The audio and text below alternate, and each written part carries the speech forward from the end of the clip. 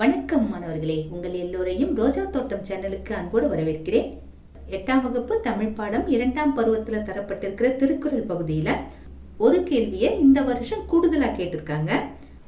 பக்கம் 90க்கு வந்தீங்கன்னா குருவினா கொடுக்கப்பட்டிருக்கா. அங்க 5வது கேள்வியை பாருங்க. சொற்பொருள் பின்வரு நிலை அணியை எடுத்துக்காட்டுகளுடன் விளக்குக, இப்படி கேட்டிருக்காங்க இல்லையா. இந்த கேள்வி கூடுதலா கேட்கப்பட்டிருக்கு. மற்றபடி இருக்கிற எல்லா கேள்வியுமே ஏற்கனவே இருந்த கேள்விகள் தான். இந்த ஒரு கேள்வி மட்டும் கூடுதலா இருக்கு. இதற்கான விடை எங்க இருக்குன்னா 89வது பக்கத்துல இருக்கு. அங்க ஹைலைட் பண்ணி காமிச்சிருக்காங்க பாத்தீங்களா. சொற்பொருள் பின்வரும் நிலையணி இப்படி தலைப்பு போடப்பட்டிருக்கா. அதுக்கு கீழே இருக்கிற அந்த விளக்கத்தை முதல்ல எழுதணும். என்ன தரப்பட்டிருக்கு? ஒரு செய்யுளில் ஒரே சொல் மீண்டும் மீண்டும் வந்து ஒரே பொருளை தந்தால் அது சொற்பொருள் பின்வரும் நிலையணி ஆகும். இதை முதல்ல எழுதணும். இதுக்கப்புறமா அவங்க எடுத்துக்காட்டோட விளக்க சொல்லியிருக்காங்க. எடுத்துக்காட்டு எங்க இருக்குன்னா குறள் எண் 8 கொடுத்துருக்காங்க பாருங்க. 8வது குறளை எடுத்து எழுதணும். 8வது குறள் எங்க இருக்கு? இங்க பாத்தீங்கன்னா இருக்கு பாருங்க. அதாவது 89வது பக்கத்திலேயே இருக்கு பாருங்க. சொல்லுக சொல்லை பிரிதோர் சொல் அச்சொல்லை வெல்லும் சொல் இன்மை அறிந்து, இப்படி தரப்பட்டிருக்கா.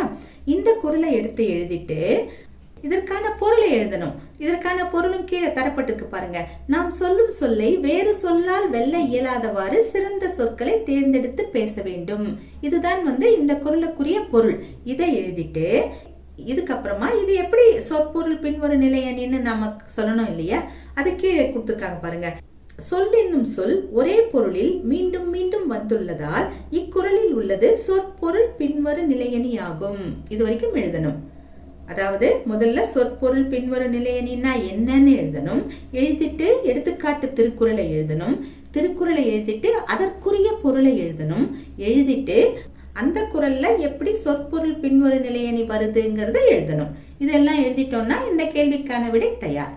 மற்றபடி இந்த பாடத்தில் தரப்பட்டிருக்கிற மற்ற கேள்விகளுக்கெல்லாம் விடை ஏற்கனவே போட்ட வீடியோல இருக்கு. அந்த வீடியோட லிங்கை நான் இங்க கீழே அட்டாச் பண்ணிருக்கேன். அங்க போய் பாத்துக்கோங்க. சரிங்களா?